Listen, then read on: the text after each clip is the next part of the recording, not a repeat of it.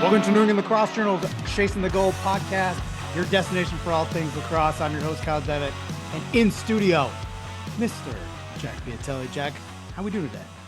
Good. Always in studio. Miss you in here. I know you're going through rehab. You had knee surgery, 2 months ago now, but you're making some progress. Hopefully you're up and walking in the next couple of weeks and the complaining will stop. I didn't say anything. You brought it up. I just wanted you to know that you brought it up. It's going great. But we have a great guest to welcome in. University of North Carolina head coach, Joe Breschi. Coach, how we doing? I'm doing great. I appreciate you having me. It's nice and warm down here. I don't know if it's snowing up there yet, but it's nice and toasty down here still. Joe, we had frost on the grass this morning.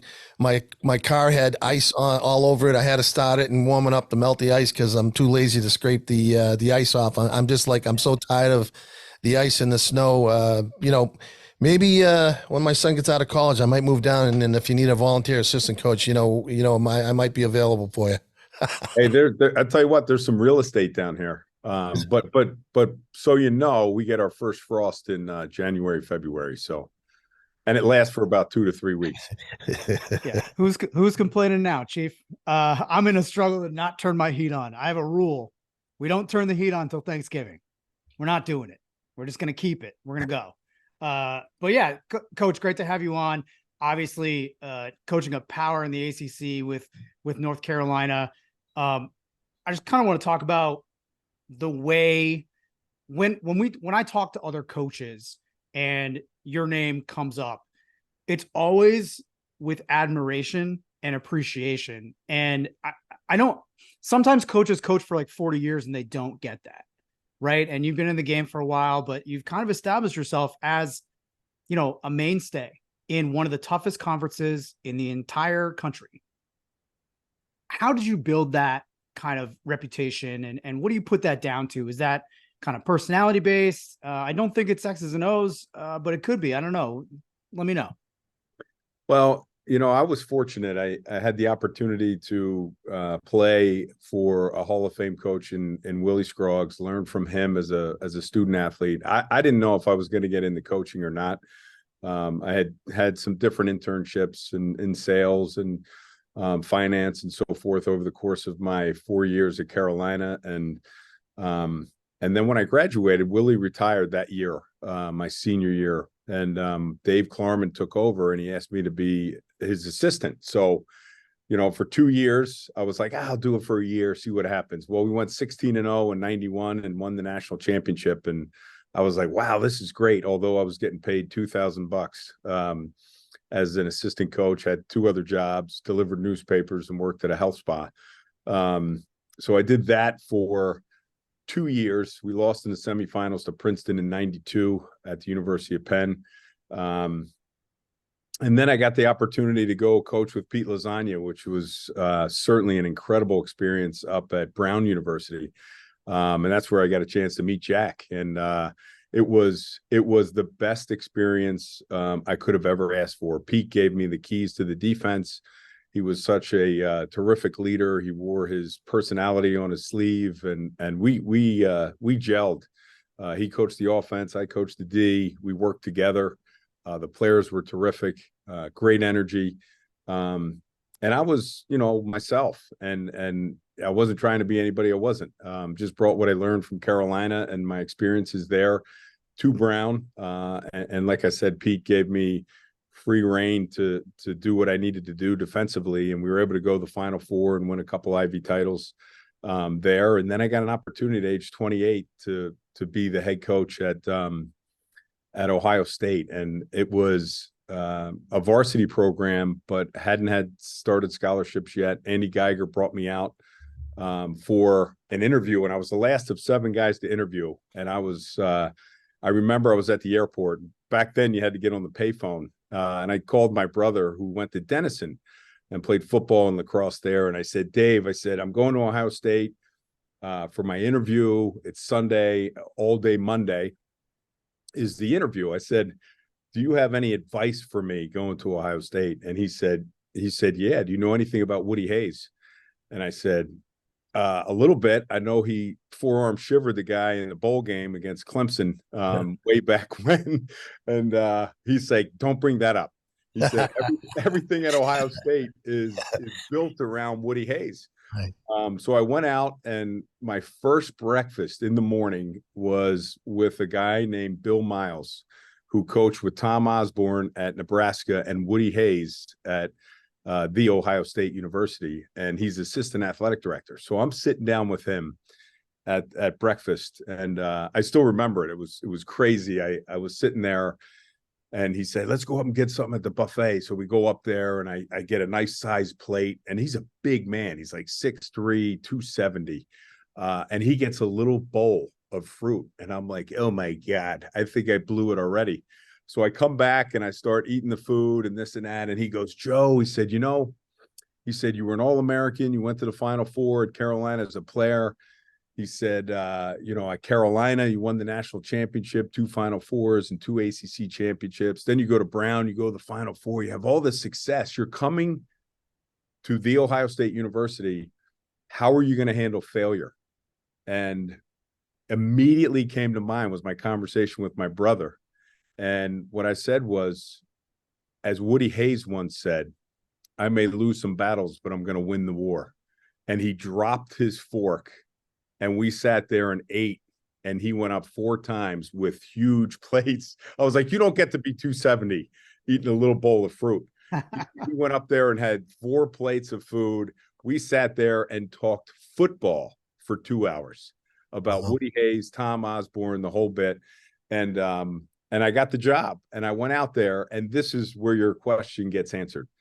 I remember after year 1, because I was 28 years old, I went out there. I basically, took off my assistant coach jacket, put on my head coach hat, and I wasn't myself in year 1. I'm a relationship-driven guy. I'm a family-oriented guy. I preach that and I live that with the players, but I wasn't in year 1. And I remember a young man named Toby Mink, who was a defenseman for me from St. Paul's. I recruited, and he sat down at the end of the year meetings and he said, "Coach, man, we love your energy. We love your passion, but we don't know you." And that was everything that I am not about.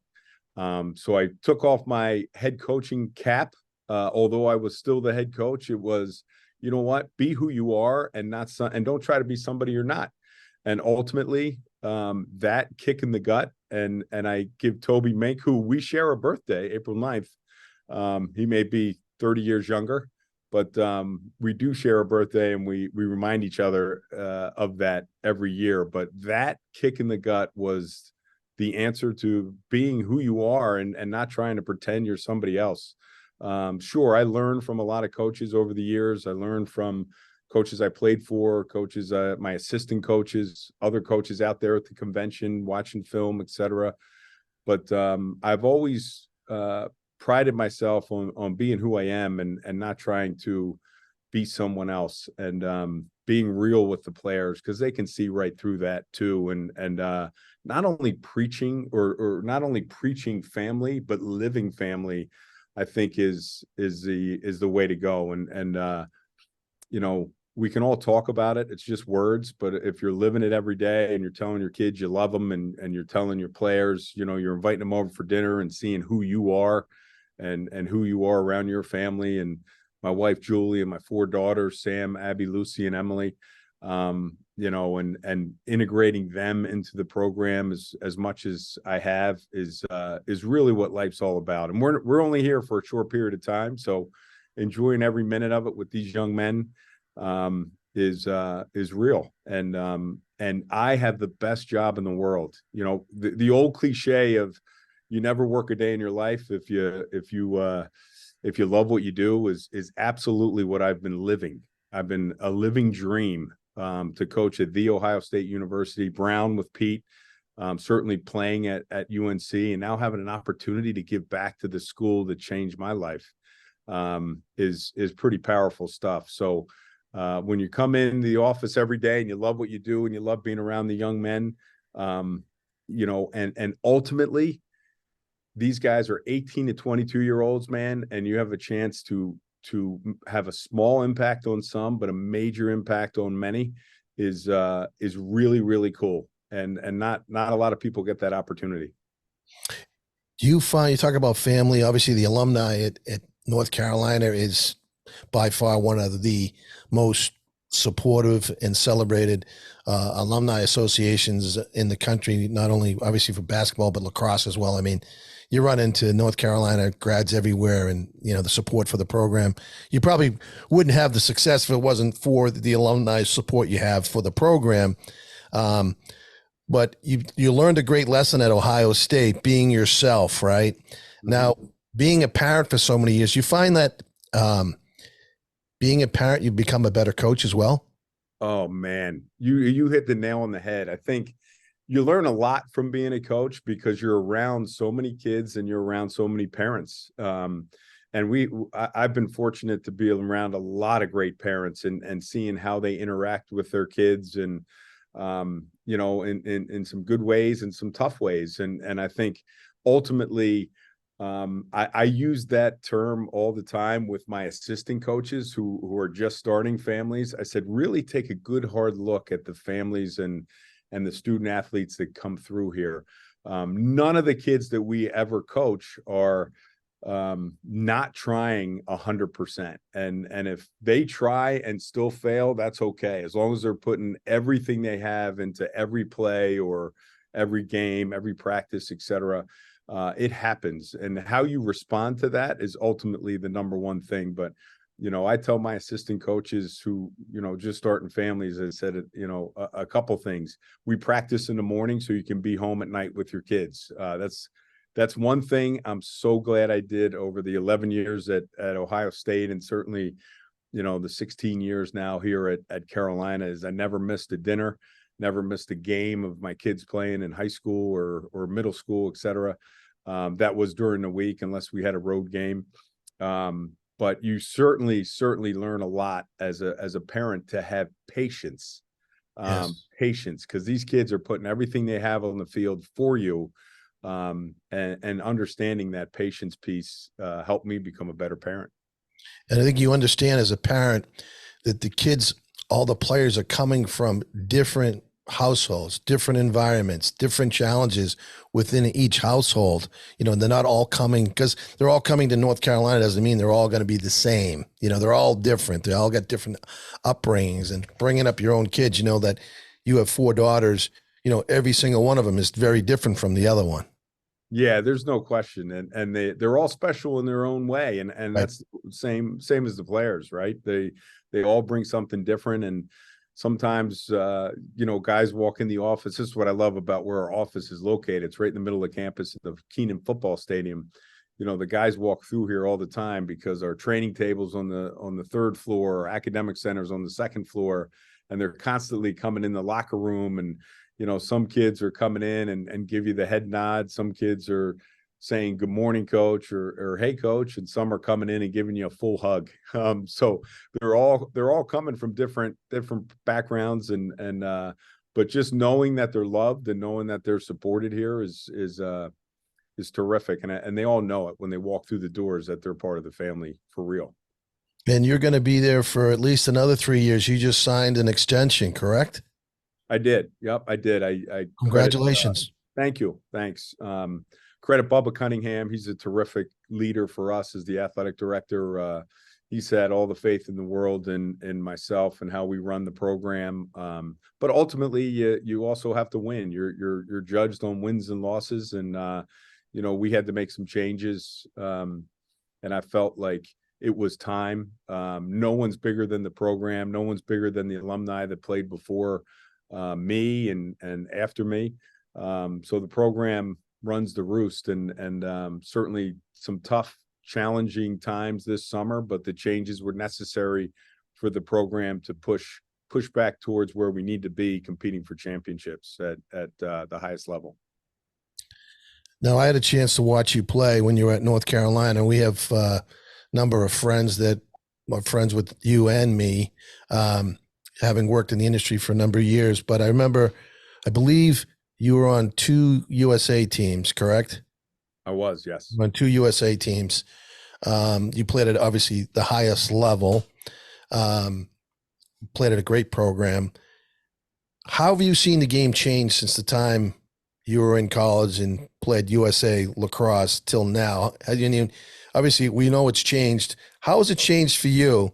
And have you had to change your coaching style any differently according to how the game has changed over the years? Yeah, I think it's an interesting question because I think in some ways it has changed, in other ways it's remained the same. Right. I think the athletes have changed. There's tremendous athleticism out there on the field, and you can see it on our own roster and certainly in the ACC and Big Ten and Ivy League and trickle on down. There's so much talent and athleticism, and there's more kids playing, and still the depth of Division I lacrosse, is still in the 70s, right? So we're not expanding to the SEC yet, or the Pac-12, if that exists anymore. I think what we're seeing is the changing in some of the rules. The shot clock era has really changed and sped up the game, which I think is a terrific thing, and they're continuing to tweak with that aspect. So I think those changes, just subtle rule changes, have made it really good for the game. I think sometimes we make change for the sake of change, but I think the shot clock has changed the game the most. I think the athletes are so different from when we played back in the day, although we all like to deny that. Yeah, we do. Yes. Yeah. I talked to my assistant coach, Dave Petramala, who was also my roommate in the 94 World Games over in Manchester, England. And so we reminisce about that, how I took care of him over there. But it was it's fascinating. I mean, between the Gates and Petramala and Volks and myself and a lot of the guys who played together on the world team in 94, Steve Mitchell, et cetera.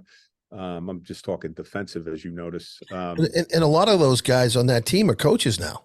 They are. I mean, we had I think at one point that year we were 5 of the 7 defensemen on the world team were coaches.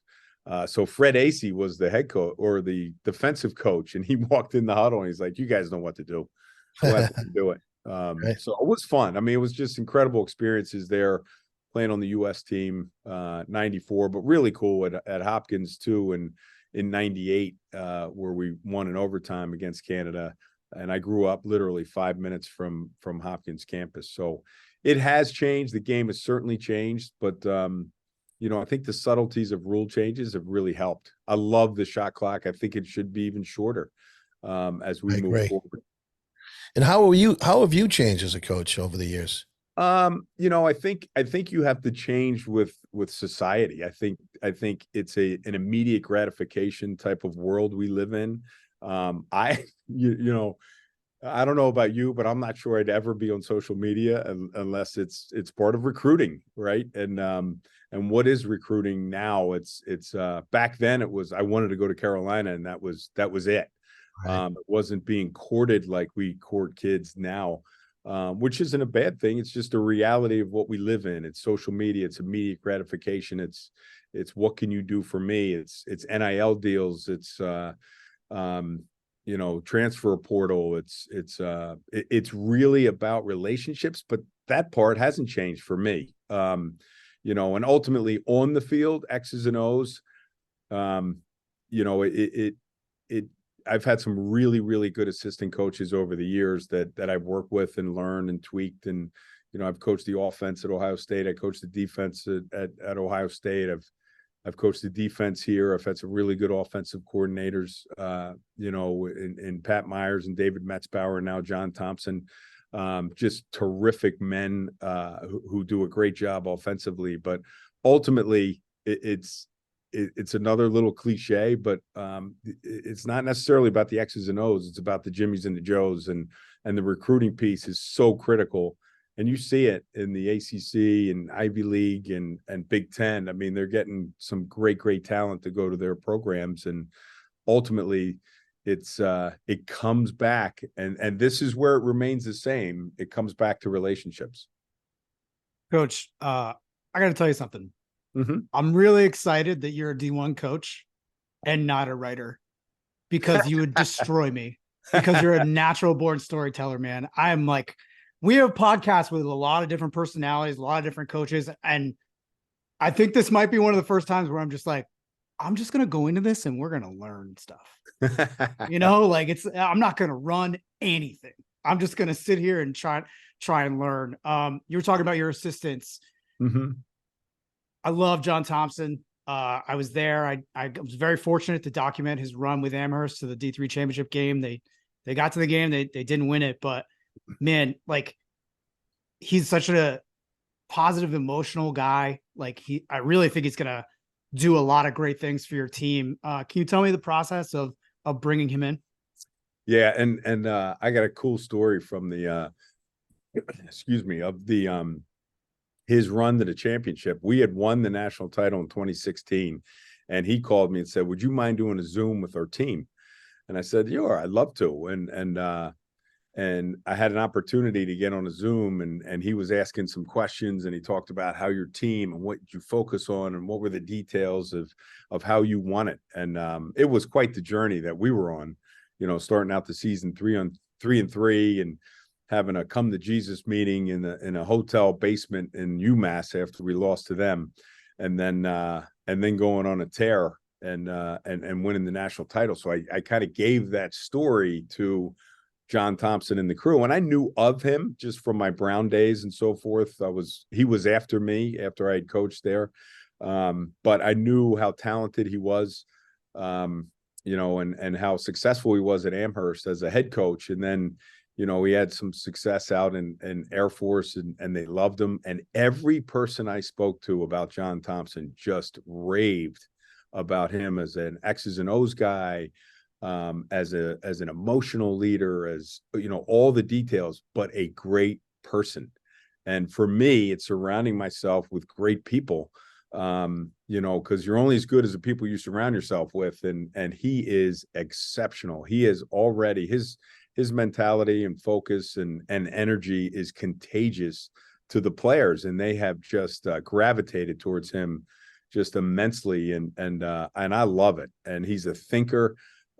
He's a certified sports psychologist as well. So he has so many things that he has brought to the table. I'm just so fortunate. Susanna gave him the push, his wife, to come out, to leave Colorado Springs and to come out here and enjoy this experience with his two little kids. But I'm telling you, he is really, really good. Yeah, I think your other assistant just terrifies me. Dave Petramala. Hey, he terrifies me. Don't feel bad. There aren't that many people in lacrosse or in general that just like, I never want to say anything wrong around Dave Petramala ever. Like I've talked to him a bunch of times. We actually had Sean Kerwin on, who was the assistant at Brown when they beat Hopkins. And after that game, I'm sitting on the bench outside the Brown locker room and I'm waiting to go talk to players and coaches.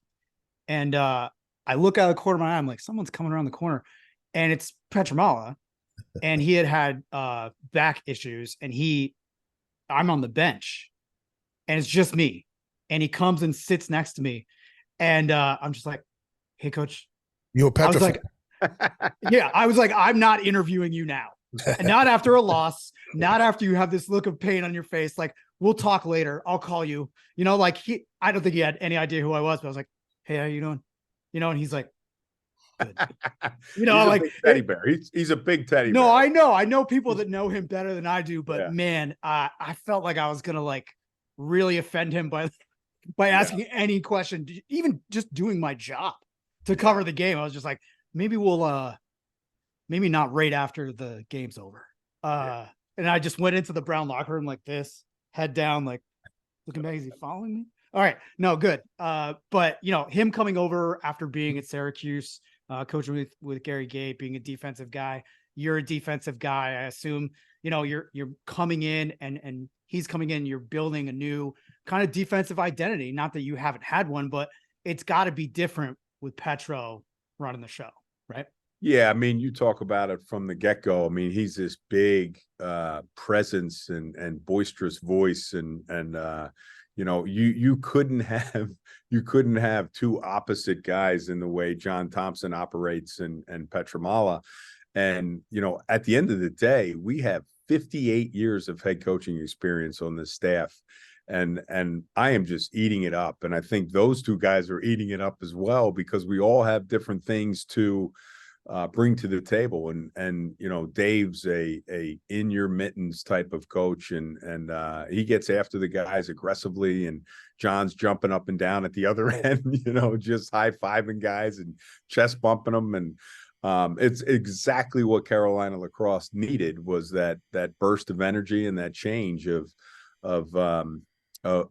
energy to the rest of the team and program. And the challenge is, how do we continue to strive and row the boat in the same direction, which we've done a terrific job this fall. The collaboration has been off the charts. And and I think everybody's used to leading. So the beauty of it and the challenge of it is, when are those pieces step forward and lead? And I've really stuck to my guns, and I've allowed a lot of collaboration, not only amongst ourselves in the coaches meetings, but also to the team, because everybody brings a little bit of something different. Like I said, JT's a thinker, and he's thinking things completely different the way Dave Petramala thinks things. And I'm kind of in between, going, oh wow, I love this and I love that. And it's just like, it's really cool. So you can't take enough notes in these meetings, just, jotting some things down that you love and you want to continue to plow forward. But when you have 58 years of experience in that coach's space, it's just phenomenal. I mean, it has been, I've learned so much. They've said the same thing. They've learned so much from each other already. And it's only been 3 months. And the cool part is, we're all in it for the same reasons, and that's to compete and win championships. Yeah, they say that when it's time to retire, it's when you stop learning. And what a great recruiting tool too for somebody. I mean, obviously North Carolina is always on, the blue chip players, maybe top 5 lists in the country, but to be able to go to North Carolina and have you as the head coach and JT and Petro as your assistants, that's a very impressive coaching staff. Well, I think, what was interesting about the process is they turned that volunteer spot into a full-time position. So I was able to go out and I spoke to dozens and dozens of assistant coaches, head coaches, club coaches even. And I said, who would you say is the best offensive mind and the best defensive mind as an assistant coach? And literally, to a man, it was John Thompson and it was Dave Petramala as assistant coaches. And I went after both of them as my top guys there. And I'm fortunate enough to keep Kevin Unterstein too as an assistant coach, working with the goalies and the face-off guys. He's also helping JT offensively. So I have just a tremendous staff put together, and the way we collaborate and come out on the same page and moving forward is just it's been awesome. And Peter Murphy, another Carolina grad from '97, moved down from Chicago with his family. He's our director of operations. He was an All-American defenseman in like I said, in the '90s. So it's just a great staff. And I'll tell you what, we're having fun. We are having a ton of fun, and the players are having fun and working their tails off too. So it's been a huge change. And like I told the players at the end of the season, I said, look, change can be scary at times, but it also gives you, it also opens up the door to opportunity. And these guys have really taken advantage of that piece. Hey, it's Bobby Moran, Director of Athletics at Thayer Academy. You know what? Experience matters, and Thayer Academy's professional coaching staff understands how to work with each student athlete to help them succeed. Our coaches and faculty are committed to ensuring both 5th to 12th graders feel known, connected, and prepared. This is Thayer's secret sauce, nurturing each student to reach their full potential. Here, success is truly a team sport. Are you ready for your child to take the next step? See what Thayer has to offer at thayer.org. That's THAYER.org.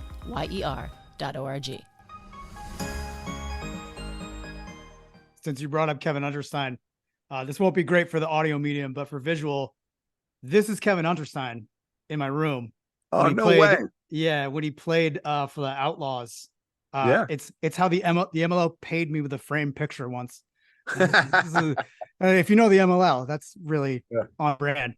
But I always think that's funny. If everyone brings him up, I'm just like, he's right there. He's in my room every day. That's awesome.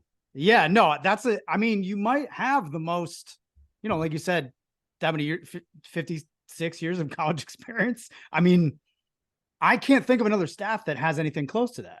Well, it was interesting. Somebody brought that stat up, Kyle. They said, I think it was somebody else from inside Lacrosse said to me, you guys have 58 years of head coaching experience. And I said, yeah, because the next closest person is Dino himself. Just by himself. That's amazing. Yeah. So I don't know what number that is, but we were, combined on our staff is the most of any. So it's pretty cool. Check. Joe, in terms of recruiting, it's going to be very difficult for you because you've got so many players that want to play at North Carolina. You must get, a number of emails, inquiries about the program. Talk to me a little bit about how you go about recruiting your players and your assistant coaches, how they're involved, and, what kind of process do you have in place in your recruiting process to make sure you're getting the right players on your campus and it's a good fit? Yeah, I think initially what we try to do is the evaluation piece is so big over the course of the summer. Thank goodness we changed the rule to September 1 of their junior year. I think that's hurt us amongst many other programs and the student athletes, quite frankly, because of the stress of committing before they even started high school back in the day. So the September 1 change has really helped because it basically pre-evaluates you academically after 2 years. So if you're even in the ballpark for some student athletes. So that's number one. Number two is, I've had really good assistants over time, as I mentioned, and now I have 2 former head coaches who were spectacular in their evaluations of talent. So I trust them immensely.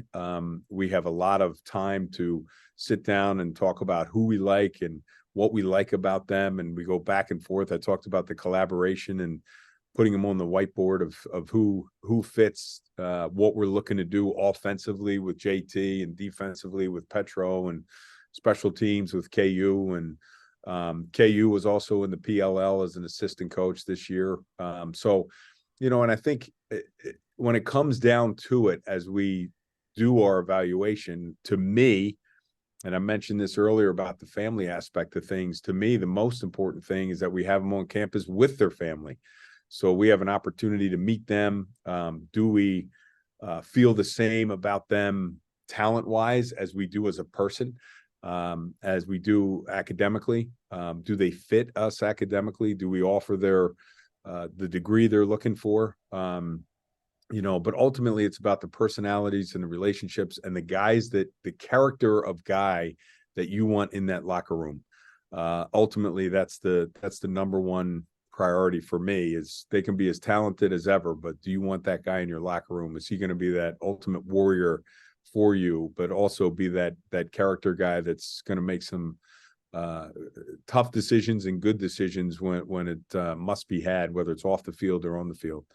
So it's I love the process because you get to meet so many families and so many family dynamics, and it keeps it fresh. And I tell you what, this coaching staff was on the road in September, back and forth, and home visits to school visits to campus visits here every week. I think the month of September we had 2 or 3 days off. That was it. So, but it was well worth it. It was a healthy and productive September recruiting.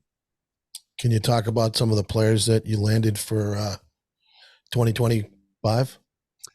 I just think it's a talented group. I can't mention names, but I can certainly say that it's a really balanced and talented group.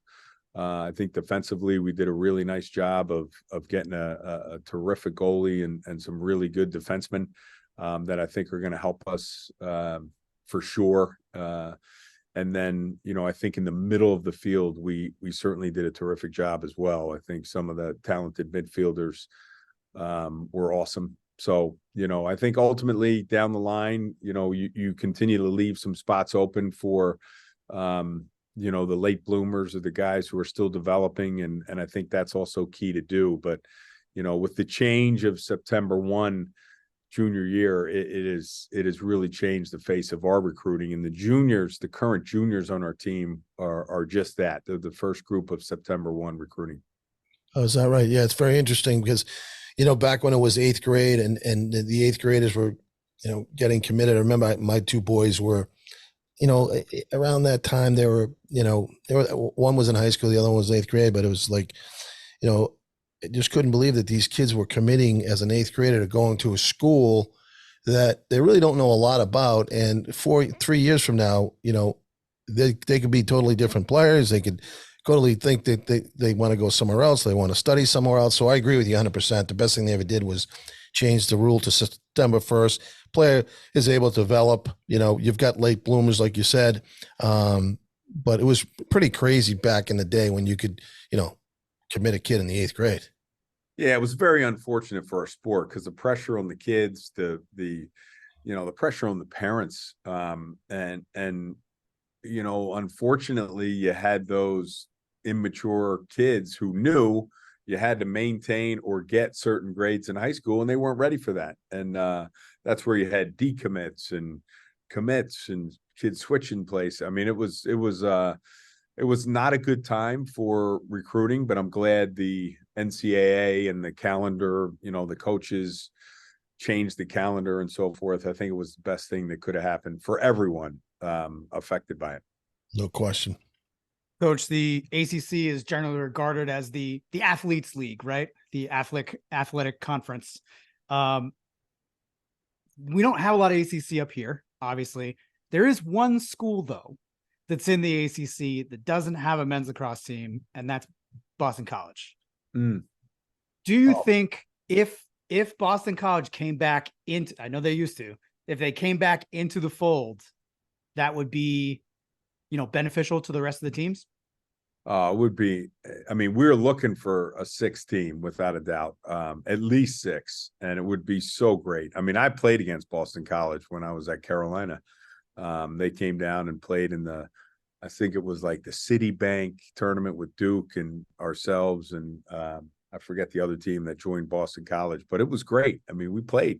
We played them, and Chestnut Hill is incredible up there, and they have great facilities. And the kids wouldn't leave New England. It is a great school academically.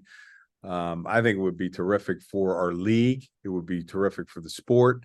And not only Boston College, I think everybody's kind of, who's next? Wake Forest would be awesome. It's a great school. It's similar to Duke in that sense. And, Florida State has been talked about over time as well. Now Stanford added to the ACC, if you can believe that, and Cal and SMU.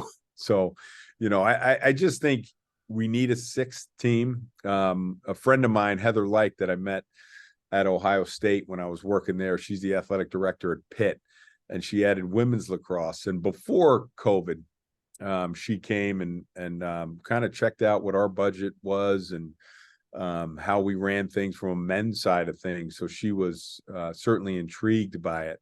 But when COVID hit, it kind of changed things financially for a lot of programs and so forth. So ultimately, we'd love to have a 6 team. I know all the coaches, we're having an ACC tournament this year for the top 4 teams. So every game's going to be, magnified, that you have to win or you have to compete to get in that top 4 to be in your tournament, and the 5th team is left out. So, I think ultimately the top 6 would be, or to have 6 teams would be fantastic. And Boston College is just, that would be the dream team. We're going to send this podcast to the AD. So we're going to try and get it done. I don't know if I have a lot of weight there, though. I will say, I hear the rumor every year. Yeah. Like ear to the ground, not even just because I'm in New England. I had people just sliding in the DMs being like, hey, here BC is going to do it. I'm like, believe when I see it, man. I hope so.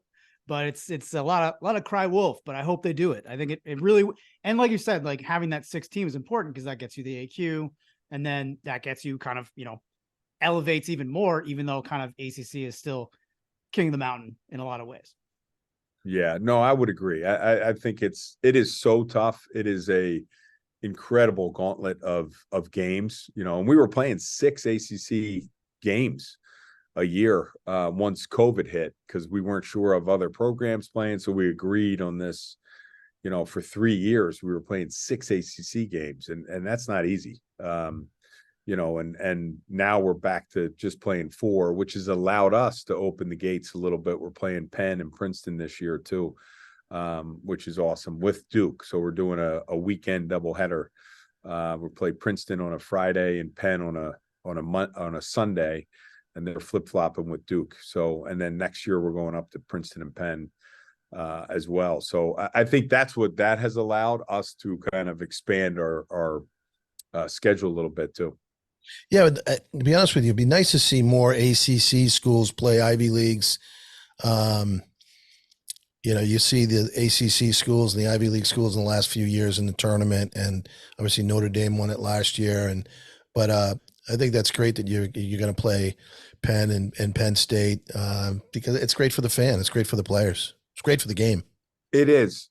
And I think, we talk about it all the time, the importance of getting into certain areas. We've played Maryland in the past, and, with their change in the Big Ten, it knocked us off their schedule. But getting up to Princeton and Penn next year would be, it's going to be awesome in the Jersey, Philly area.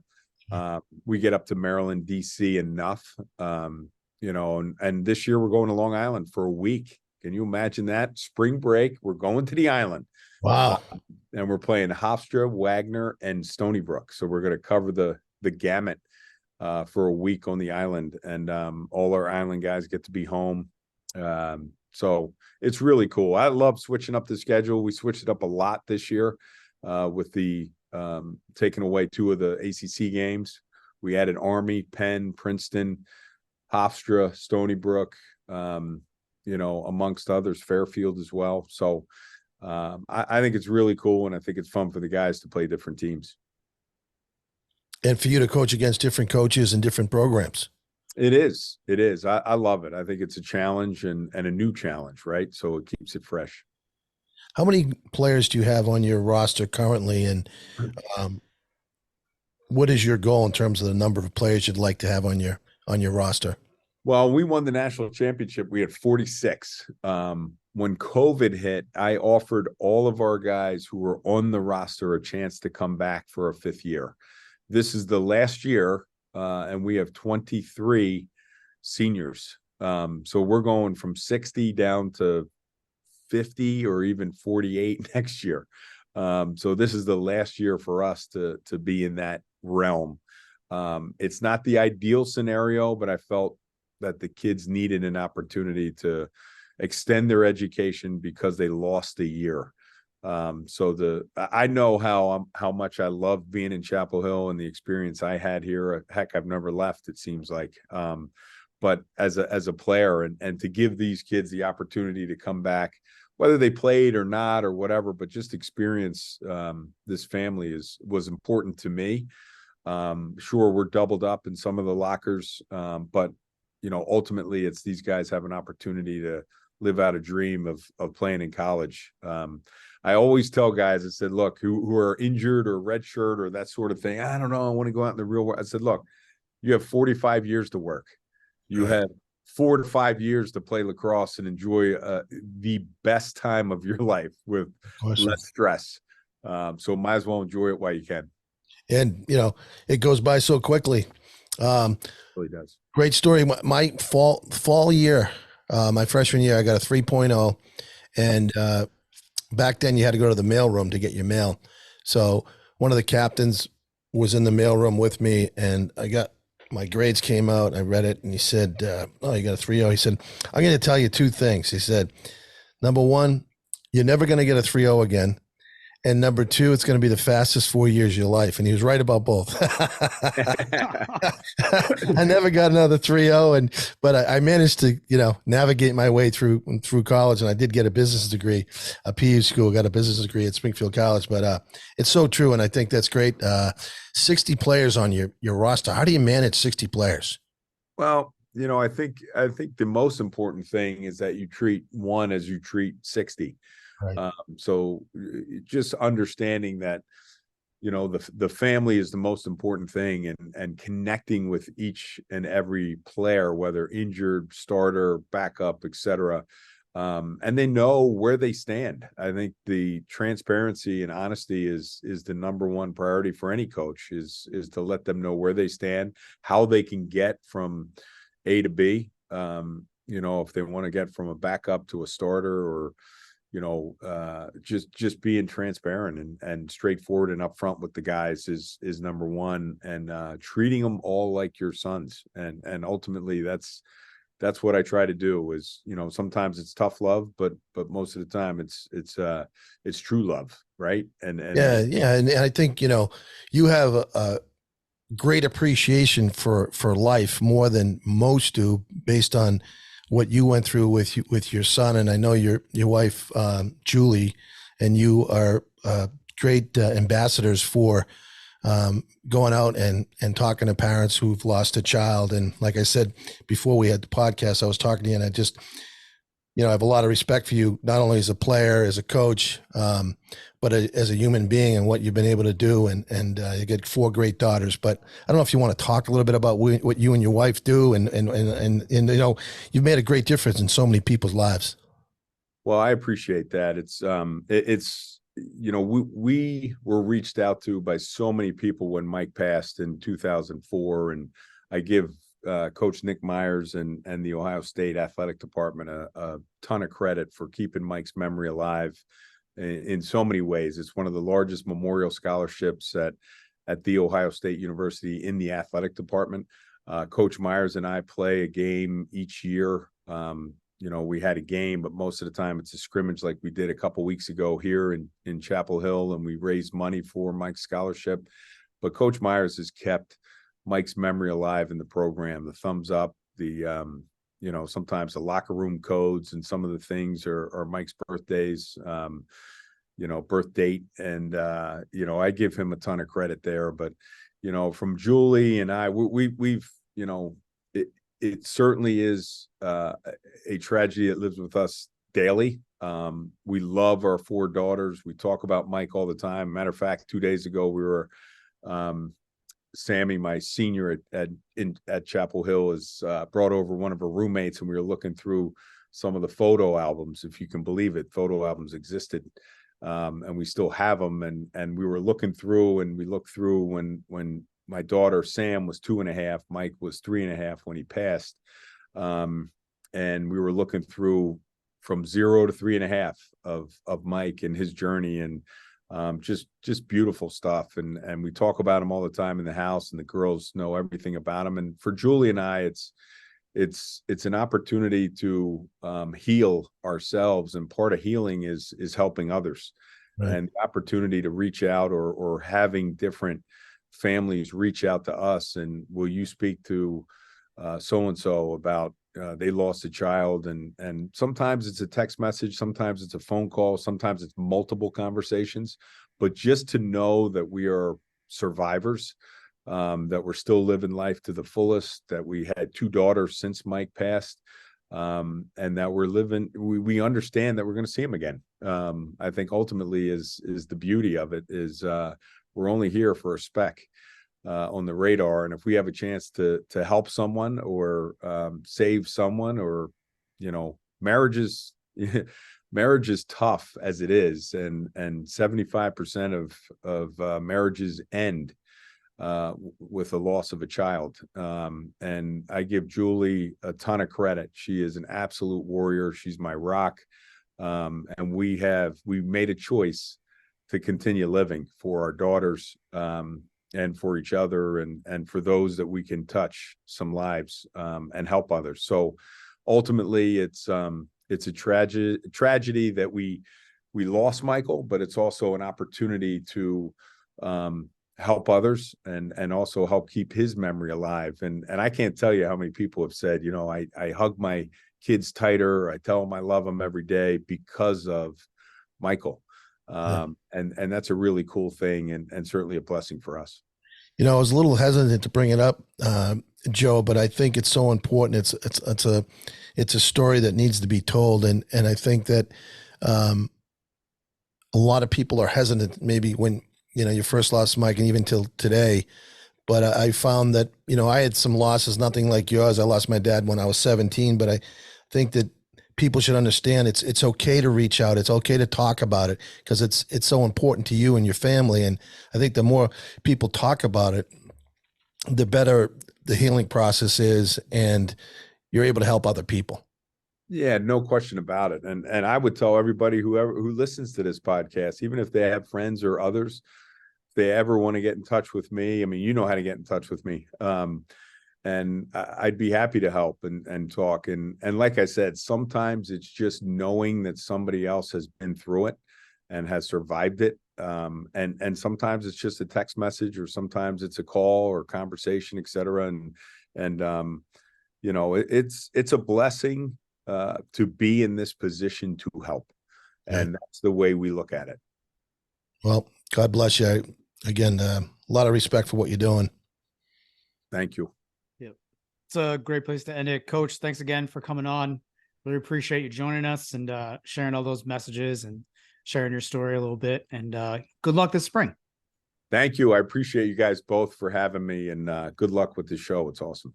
Thanks, Joe. Thanks so much. I really appreciate it. Look forward to seeing you down the road. Awesome. My pleasure. All right. Take care. Thanks again for listening to New England Lacrosse Journal's Chasing the Goal podcast. For Jack Piatelli, I'm Kyle Devitt. See you next time.